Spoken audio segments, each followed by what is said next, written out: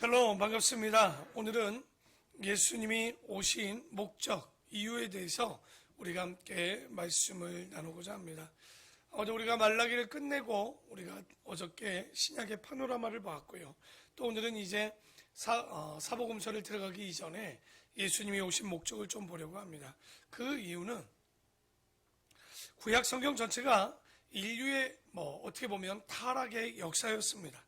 말라기 이후에는 하나님께서 이스라엘 백성들에게 나타나지 않는 아마 종교 암흑기를 우리에게 보여주고 계시는데, 그러나 하나님은 언제나 우리와 단절한 것처럼 화를 내버리지만 그러나 그래도 미련히 계셨습니다. 그래서 하나님께서 말라기 때도 얘기하죠. 내가 때가 되면 엘리야를 보내주시겠다.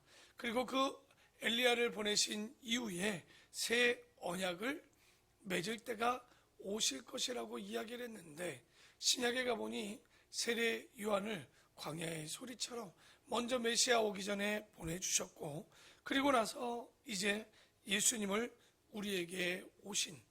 오신 내용들을 보게 됩니다.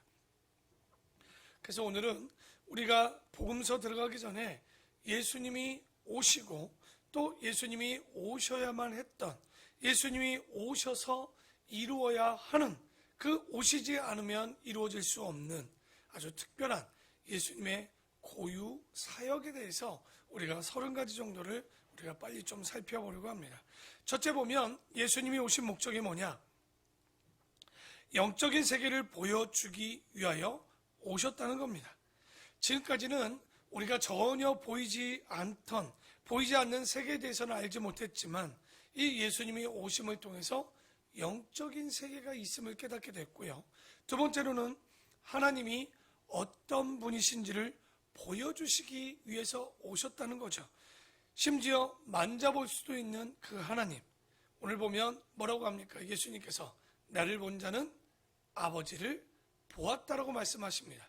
그 아버지를 보았기 때문에 바로 예수님을 본 자는 하나님을 알 수 있게 되는, 어떤 분이신지를 알게 되고요.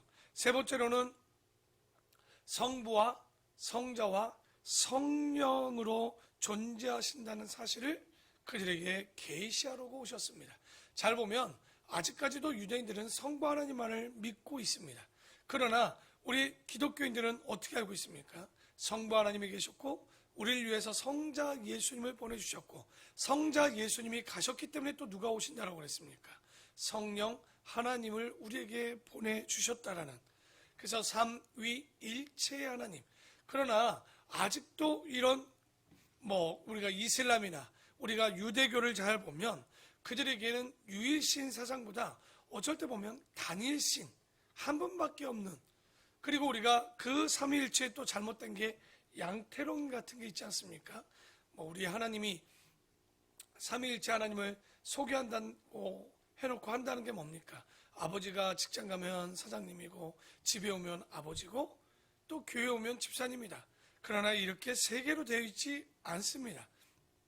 절대 이런 것이 아니고 직접 예수님이 사람이 되셨고 성부 하나님은 그 아들을 보내주셨고 성령님이 비둘기와 같이 우리에게 오셨던 것을 우리가 예수님이 세례받는 장면에서도 볼 수 있었고요. 또 어떤 젊은 청년이 와서 뭐라고 했습니까? 선한 선생님이요 하니 예수님께서 뭐라고 합니까? 하나님 외에는 선한 분이 없다라는 말씀을 통해서 또 하나님과 성자 예수님이 다름을, 또 하지만 그분이 또 성자 예수님과 한 분임을 우리가 이해할 수 없는, 하지만 삼위일체의 하나님이 존재한다는 사실을 계시하러 오셨던 거죠. 그리고 네 번째로는 사탄과 귀신의 정체를 밝히러 오셨다는 겁니다. 우리가 잘 알듯이 하나님의 아들임을 바리새인도 서기관도 사두개인도 몰랐는데 누가 알았습니까? 귀신이 알았죠. 그래서 우리가 귀신이 있다는 사실을 분명히 아셔야 됩니다. 우리가 하나님도 알고 사람도 알아야 되지만 누구도 알아야 될까요? 귀신, 바로 사탄도 알아야 우리가 지피지기면 백전백승이라고 얘기하지 않습니까? 적을 알고 나를 알아야 분명하게 이 땅에서도 우리가 승리할 수 있는, 그래서 예수님이 오셔서 사탄과 그 귀신들의 정체를 밝히 드러내 주셨다는 것, 그리고 다섯 번째는 마귀와 귀신들의 권세에서 우리를 어떻게 합니까? 자유케 하시러 오셨다는 거예요. 누구도 하지 못하는 바로 예수님이 오셔야지만 할 수 있는 그 마귀와 귀신들의 권세들에서 우리를 자유케 하시러 오셨다. 여섯 번째는 사람이 어떤 존재인지를 보여주시러 오셨다는 거죠. 원래 사람은 예수님과 같이 존귀한 존재였으나 문제는 선악과를 먹고 난 이후에 원죄를 가진 죄인, 모든 사람이 죄를 범하게 되는, 그러나 예수님을 알지 못할 땐 사람들이 어떤 생각합니까? 죄가 없다라고 생각했어요. 별로 큰 죄를 짓지 않았다고 생각했죠. 하지만 예수님을 우리가 예수님과 비교한 이후에는 얼마나 우리가 교만하고 죄가 많은지를 깨닫게 되었던 거죠. 그리고 일곱 번째는 예수님께서는 섬김을 받으러 온 것이 아니라 바로 우리를 섬기러 오셨다라는 것. 그리고 여덟 번째는 예수님께서는 왕도를 보여주시려고 오셨다는 겁니다. 지금처럼 왕은 패권을 가지고 어떤 권력을 가지고 군림하는 착취하는 왕이 아닌 예수님의 왕도를 우리에게 보여주셨고요. 또 아홉 번째로는 세상을 화목케 하러 오신 것이 아니라 불을 던지러 왔단 말입니다. 그 이유는 여러분, 진리가 던져지면 어떤 일이 벌어질까요? 그 가운데 진리와 죄악이 갈라지게 되어 있습니다. 여러분, 배가 물 위로 지나가면 어떤 일이 있습니까? 그 물이 두 갈래로 갈라지듯이 복음이 전해지면 조용한 게 아니라 시끄러운 거예요. 그러니 여러분, 진리가 있고 복음이 있는데 믿지 않는 집안에 들어간데도 조용하다. 솔직히 제대로 믿었다고 할 수가 없습니다. 정말 소금과 같이 여러분, 불 속에 소금이 들어가면 어떻던가요? 정말 파바박 하고 튀듯이. 정말 예수님도 그러죠. 아비와 어미가, 아들하고 딸이, 딸하고 며느리가 진리가 전파되면 어떻게 된다고 합니까? 다투게 될 것이다. 그러니까 예수님이 오신 목적은요, 좋은 게 좋다라고 그냥 덮어지는 것이 아니라 진리와 비진리가 갈라지게 되는, 분명히 예수님의 진리가 선포되면 분란이 올 수밖에 없다라고 가르쳐주고 계십니다.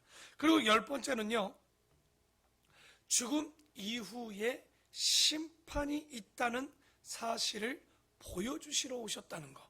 여러분, 우리가 구약까지 보면요, 유대인들이나 랍비들은요, 죽음은 다 음부에 내려간다, 그냥 그걸로 끝나는 걸로 얘기합니다. 그런데 그렇지 않죠. 우리가 요한계시록을 보면 뭐가 있습니까? 믿는 자와 믿지 않는 자들에게 마지막 최후의 심판이 있어서 믿지 않는 자들은 유황불과 유황을 타는 못에 던져질 것이다. 우리가 매일마다 성경을 볼 때 하나님은 뭐와 뭐, 이 앞에도 보면 우리가 헬라어 하나가 써져 있죠. 뭐라고 써졌습니까? 알파와 오메가. 근데 우리가 잘못 아는 게 뭐냐면 그냥 하나님은 처음과 시작과 끝이다, 이렇게 아는 게 아니라 하나님은 창조하셨고요, 창조주의 하나님이지만 마지막 무슨 하나님이라는 걸 얘기하는 거예요. 심판의 하나님이라는 것을 가르쳐주고 있는 거예요.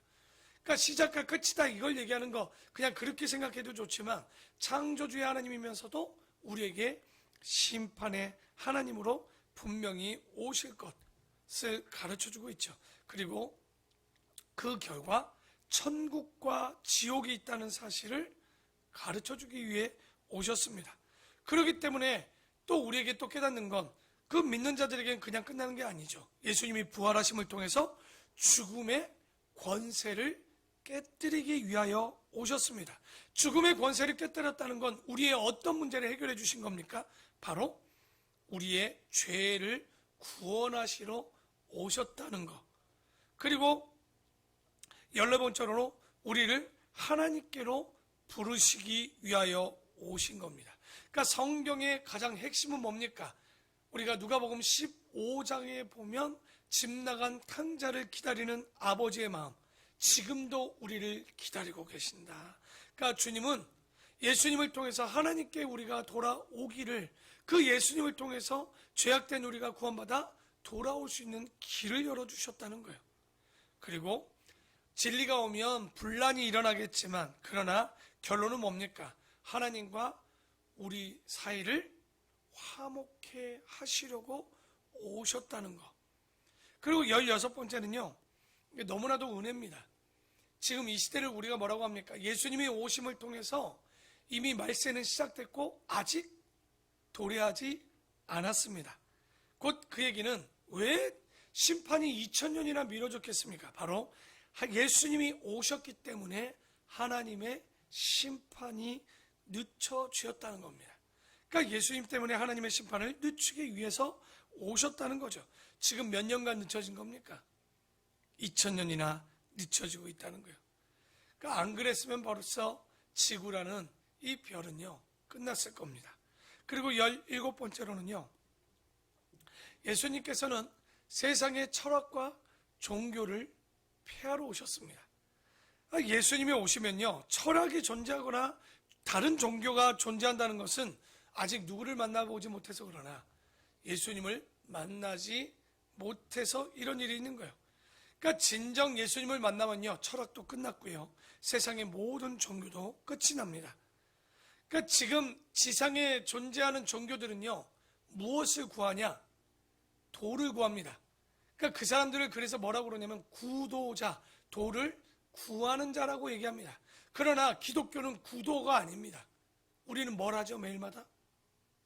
전도를 하는 전도자입니다. 그러니까 우리가 그들과 다른 것은 우리는 도를 전하는 자들이지만 아직도 그들은 도를 구하는 자로 돼 있다는 거예요. 그러니까 우리는 다른 종교와 싸울 것도 아닙니다. 아예 우리가 기독교가 종교면 다른 종교는 종교가 아니라고 얘기할 수 있는 거예요. 그래서 예수님이 오면 뭐와 뭐가 끝난다? 철학. 도대체 사람은 누구인가? 사람의 끝은 어디로 가는가에 대한 이 철학도 끝날 것이고, 도를 구하는 그들에게 내가 곧 길이요 진리요 생명이니 나로 말미암고서는 아버지께 갈 자가 아무도 없다라고 얘기하는 게 왜 그러겠습니까? 바로 예수 그리스도가 바로 도가 되어주신 거죠. 그리고 예수님은요, 우리에게 진리를 전해주시러 오셨습니다. 여러분, 진리에는요, 세 가지 특성이 있습니다. 역사성이 있어야 돼요. 그리고 보편성이 있어야 되고, 윤리성이 있어야 됩니다. 그러니까 지금 갑자기 진리가 나타났다? 그게 말이 될 수가 없는 거예요. 역사성 없는 진리가 왜 이제 나오겠습니까? 그게 말이 되지 않죠. 그리고 윤리 도덕성이 없는데 어떻게 가능하겠냐는 거죠. 그리고 보편적이지 않으면 그것은 진리라 얘기할 수 없는 거예요. 그래서 항상 우리가 아는 것과 믿는 것이 하나 되어야 된다는 거. 그러니까 우리가 맹목적으로 알지도 못하고 믿는 것은 그 진리 없이 믿는 것은 믿는 게 아니죠. 그리고 19번째는 성경에 대한 오해를 우리가 바로 잡아주시러 예수님이 오셨습니다. 그러니까 우리가 지금 신약을 보고 있지만 복음서를 보지만 성경에 보면 이 바리새인들이 잘못된 유전이나 장로들의 유전이나 혹은 해석들, 미드라시, 미시나, 게메라, 토메타, 토셉타, 탈무드, 브라이다, 또 할라카, 하카다라는 이 오경을 해석하고 또 해석한 책들이 너무나도 많아서 실제 진리는 없고 이단이 되는 경우들이 있는데, 예수님께서는 그들을 보고 뭐라고 합니까? 이 독사의 자식들아, 너희가 어떻게 지옥의 판결을 면하겠느냐. 그만큼 그들이 성경을 오해하고 잘못되도록 너무나도 많이 많았기 때문에 예수님이 진리로 그들을 다시 한번 깨닫게 하죠. 그리고 20번째는 뭐냐면 예수님께서 율법을 더 완전케 하시려고 오셨다는 겁니다. 여러분, 율법은요 온전하지 않았습니다. 그래서 예수님이 오셔서 뭘 더 강력하게 합니까? 우리가 잘 아는 마태복음 5장에서 7장까지 있는 산상수훈, 산상보훈을 통해서 윤리적으로 부족했던 부분을 더 완전하고 강력하게 이 도덕법을 더 강화시키는 거죠. 그래서 우리가 하나님을 온전히 알고 온전히 예배할 수 있도록 정말 진정한 율법이 더 완전케 하시려고 오셨다는 거. 그리고 예수께서는 참 믿음, 참 사랑, 참 소망을 보여주시러 우리에게 또 오셨고요. 진짜 믿음이 뭔지, 진짜 소망이 뭔지, 진짜 사랑이 뭔지를 보여주셨습니다. 또한 역사의 종말이 어떻게 될 것인지를 보여주고 있는 거예요. 여러분, 불교는 역사가 어떻게 됩니까? 윤회사상이죠. 돌고 돈다라고 생각합니다. 그런데요, 예수님이 오시면요, 그 끝이 있음을 보여주고 있습니다. 역사가 점점 좋아지지 않습니다. 여러분, 기대하지 마십시오. 말씀이 점점 전해지지 않아 더 이상 전해지지 않게 되면 누가 오시는 거냐? 바로 우리 예수님이 다시 오시는 거예요. 그러니까 기독교는요, 시작이 있으면 뭐가 있다고요? 끝이 있죠. 이게 기독교 역사관입니다. 헬라인들도요, 순환적인 역사관을 갖고 있지만, 동양에는 윤회적 사상, 바로 이런 역사관이 있지만, 아니요. 기독교는 시작이 있으면 끝이 있습니다. 우리의 인생은 다시 돌아가지 않아요. 한 번 지나면 돌아올 수 없는 인생이기 때문에, 그래서 오늘 지금 이 시간, 우리에게 주어진 이 말씀을 어떻게 가지고 살 것인가가 이 역사관 속에서 우리가 조금 다르게 살 수 있지 않는가 생각이 좀 듭니다. 그리고 예수님께서는요, 이방인들의 소망의 빛으로 오셨습니다. 왜냐하면 유대인들의 생각은 뭡니까? 자기들만이 선민이라고 생각했지만 그렇게 되면 이방인들에게는 아무 희망도 없습니다. 우리에게도 아무 희망이 없는 거예요. 그런데 예수님이 오셔서 그들에게 복음을 전할 수 있도록 길을 열어주셨죠. 그리고 그 제자들을 세워주셨죠. 그로 인해 우리가 이방인의 빛으로 예수 그리스도의 복음을 들을 수 있었다는 거, 이게 엄청난 복인 거죠. 그리고 예수님께서는 우리에게 참 자유를 주시러 오셨다는 거. 이스라엘 사람들은요, 로마의 혹은 헤롯의 또 우리 같으면 일제의 압박해서 자유케 한다라고 생각했겠지만 아니요, 진리를 알지 않으면 자유케 될 수가 없습니다. 너희가 내 말에 거하면 내 제자가 되고 진리를 알지니 진리가 너희를 자유케 하리라는 요한복음의 이 말씀을 보면 우리가 참 자유가 있으려면 바로 그 진리신 예수 그리스도를 알아야 진리를 자유를 얻을 수가 있는 거죠. 그리고 25번째 보면 죄에 팔린 자기 백성을요, 자기 피로 사서 하나님께 돌리기 위하여 오셨다는 거예요. 이게 복음의 핵심입니다. 그러니까 주님, 이 교회를 뭐라고 표현하십니까? 예수님은 바울은 얘기하죠. 피로 산 교회예요. 피값으로 산 거예요. 그러니까 항상 우리가 실수하는 게 하나 있죠. 예수님의 값없는 사랑, 피로서 우리가 아니요, 값으로 칠 수 없는 예수 그리스도의 피로 우리를 사주신 거예요. 그러니까 피로 씻어 우리를 깨끗게 해주셨다는 거예요. 그러니까 우리가 이런 마음들을 잊지 말아야 되는 거예요. 정말 우리는 항상 얘기하지만 예수님 짤인 거예요. 값으로 어떠한 생명으로도 바꿀 수 없는 가장 강력한 바로 그 값을 치르고 주님께서 우리에게 돌리시기 위해서 오셨고요. 또 하느님의 뜻이 하늘에서 이루어진 것처럼 어디서? 땅에서도 이루어진다는 것. 하나님 나라가 절대 하늘 위에 있는 나라로 끝나는 것도 아니고 하나님의 뜻이 하늘에서 이루어진 것처럼 땅에서 이루어진다는 것을 보여주기 위해서 또 오셨고요. 하나님의 통치가 마음에서, 사람들 마음에서 이루어지는 하나님 나라를 시작하러 또 오셨다는 겁니다. 그러니까 여러분, 하나님 나라는 어디 있습니까? 바로 믿는 사람, 하나님의 말씀을 받는 사람들의 마음에 하나님의 통치와 하나님의 다스림이 이루어지는 거예요. 그러니까 예수님이 그 얘기했죠. 그런 나라가 여기 있다 저기 있다는 것이 아니고 어디 있다라고 하냐면 너희 마음 가운데 있다라고 하십니다. 그러니까 우리가 하나님, 바로 그 예수 그리스도의 말씀의 진리에 순종하면 그게 바로 하나님의 나라가 될 수 있다는 것을 예수님이 보여주셨던 거예요. 그리고 음부의 권세도 이길 수 없는 바로 교회를 세우시기 위해서 이 땅에 오셨다는 거 굉장히 강력합니다. 요즘 같은 이 코로나 시대에 교회의 유무에 대해서 굉장히 존폐 위기도 있어요. 왜냐하면 굳이 교회가 없어도, 그러니까 무형적인 교회를 너무 강력히 얘기하면 실제 또 유형적인 교회가 그러면 없어도 될까요? 우리가 진짜 성경을 배우고 바르게 배우면 여러분, 하나님 앞에 말씀으로 받습니다. 우리는 기도로 주님 앞에 드립니다. 그러면 주님과 우리 사이에 교제를 하게 되죠. 하지만 이 교제를, 하나님 사이의 교제로 끝나서는 안 돼요. 항상 하나님 사랑, 그 다음 뭐가 나타납니까? 이웃 사랑을 위해서는 교회가 꼭 있어야 되는 거예요.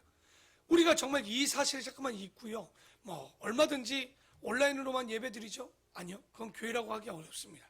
성도의 교제와 함께 그 가운데 정말 그 헌신과 사역이 나타나야 되는 우리가 그 현장이 필요한 거예요.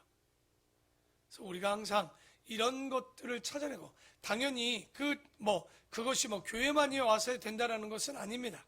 하지만 우리가 그 근거가 되어주고 훈련되어지는 장소가 필요하겠죠. 그래서 바로 이 교회를 세우기에 이 땅에 오셨고요. 29번째로는 이 땅에 평화를 주시기에 무슨 왕으로 오셨습니까? 예수님께서 마지막 돌아가시기 전 예루살렘의 종려주일에 입성하실 때 나귀 타고 입성하시는 바로 우리에게 섬기러 오시고 평화의 왕으로 오신, 겸손의 왕으로 오신 이 모습을 우리에게 보여주셨던 거죠. 그러니까 예수님이 오셔야 바로 우리의 시기와 질투가 다 사라지고 참 자유를 얻어서 진정한 평화를 얻게 되는 그 은혜를 누리겠죠. 그리고 마지막 30번째로는요, 하나님의 은혜로 시작되는 바로 역사, 새로운 역사를 시작하기 위해서 오셨다는 거예요. 여러분, 예수님이 오신 이후에 주님께도 얘기합니다. 주의 영이 계신 곳에는 참 자유가 있습니다. 바로 은혜의 시대가 열렸습니다. 진짜. 그래서 지금까지도요, 예수님의 말씀 안에서 참 진리를 가지고 있는 사람만이 뭘 누릴 수 있냐? 참 자유를 누릴 수 있는 거예요. 세상 사람들이 우리가 안타깝게 보이겠지만 진짜는 뭡니까? 정말 그들이 하나님에 없다는 거, 하나님 안에 없다는 거, 그리스도 안에 없다는 거, 아무것도 할 수 없음을 그들이 예수 안에 있어야지만 깨닫게 될 텐데, 그래서 우리가 여기 30가지의 이야기들을 보면서 예수님이 오셔야 되는 이유, 그 목적을 정확히 아셔야 됩니다. 곧 이야기는 뭡니까? 예수님이 없으면 안 되는 이유 30가지와도 같은 거예요. 그러니까 예수님이 오셔야 이 일들을 이룰 수 있는데, 정말 놀라운 건 이런 모든 일들을 몇 년 만에 이루시고 가신 거예요. 3년 만에 이루고 가셨던, 그리고 예수님의 이 고유 사역들, 그래서 우리 증인된 우리가 전해야 되는, 우리가 어디 가서 전도한다고 그럴 때 어떤 도를 전하겠습니까? 성경 66권의 이야기. 하지만 우리를 구원하신 예수 그리스도가 누구인가? 우리는 항상 이 질문을 던지고 살아야 돼요. 도대체 예수가 누구인가? 왜 오셨는가? 무엇을 하러 오셨는가? 지금 그곳에 가셨고, 그러면 우리는 무엇을 해야 되는가? 라는 질문을 던져볼 때 오늘의 이 30가지의 내용들을 본다면 우리가 성경 사복음서를 보면 다 나옵니다. 왜 예수님이 이 땅에 오셨는가? 우리가 이 말씀들을 스스로 정리해가면서 기억하시고 정말 예수 없으면 우리는 안 되는 존재임을 깨닫는 우리 성도들이 되기를 바랍니다. 그러기에 오늘 이 시간 예수 그리스도가 마음 안에 있는 여러분에겐 능력이요, 예수 그리스도가 있으면 충분한 삶임을 잊지 마시고 다른 어떤 거에 마음을 빼앗기지 마시고 이제 남은 한 주간 예수만이 나의 중심, 다시 말해서 예수 그리스도가 나를 다스리는 삶, 바로 그것이 내 안에 나의 의지, 나의 소망이 아닌 예수 그리스도가 나의 중심이 되어주면 그의 의지와 그의 소망으로 그리스도가 나를 다스리는 삶, 당연히 우리는 항상 기도하게 될 것입니다. 그리고 그 기도함을 통해서 진리가 우리를 자유케 해서 어떤 세상의 사람들의 시선과 그들의 가치와 그들의 사고에 갇히는 자들이 아니라 진리가 우리를 자유케 할 것이요, 그 예수 안에 있음을 통해서 죄와 사망의 권세에서 우리를 해방케 해주실 것이요, 그 진리를 통하여 이제 우리가 소망을 얻고 이 땅에 정말 새로운 역사를 이뤄가는 바로 가장 큰 강력한 하나님의 무기가 바로 여러분이 되기를 소망하고, 정말 이 남은 한 주간 주님을 위해 헌신하며 주님의 다스리는 삶을 누리는 우리 귀한 성도들이 되기를 축원합니다. 기도하겠습니다.